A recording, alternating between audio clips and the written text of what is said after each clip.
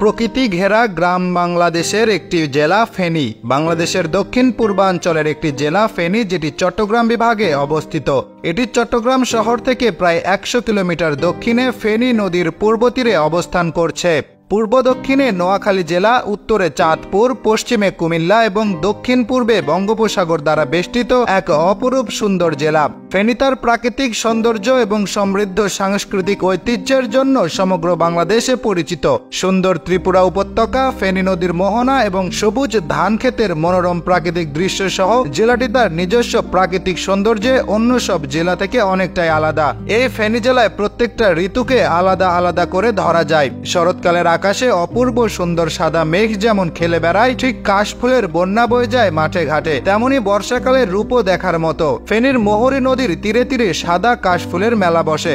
এছাড়াও শিউলি, কামিনী, বেলি, বিলেছেলে শাপলার মহারোহে ফেনীর গ্রামগুলো ঢেকে যায় এক আশ্চর্য রূপ মাধুরীতে। কখনো শরতের পরিষ্কার আকাশ এক পশলা বৃষ্টিও নামিয়ে দেয়।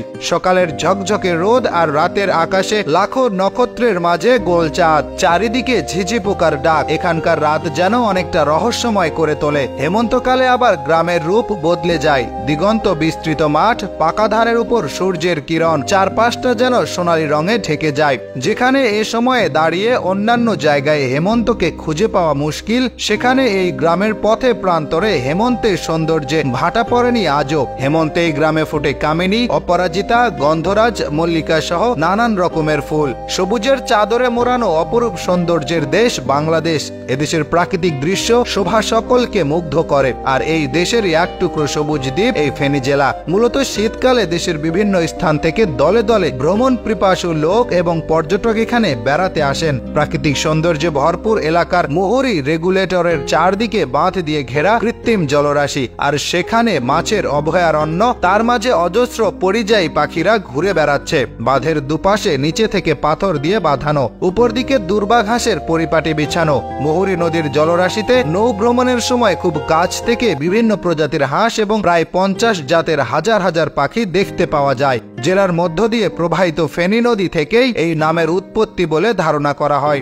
জেলাটি একটি প্রধান কৃষি উৎপাদনকারী জেলা হিসেবে পরিচিত।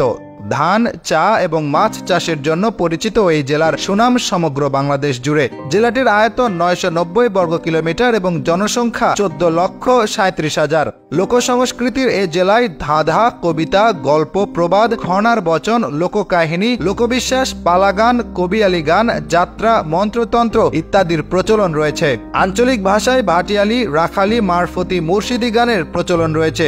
এছাড়া এই উপজেলায় নাট্যচর্চাও লক্ষ্য করা যায়। ভারত বাংলাদেশ সীমান্তে অবস্থিত এই জেলাকে যুগ যুগ ধরে প্রকৃতি লালন করে চলেছে নিজের মতো করে।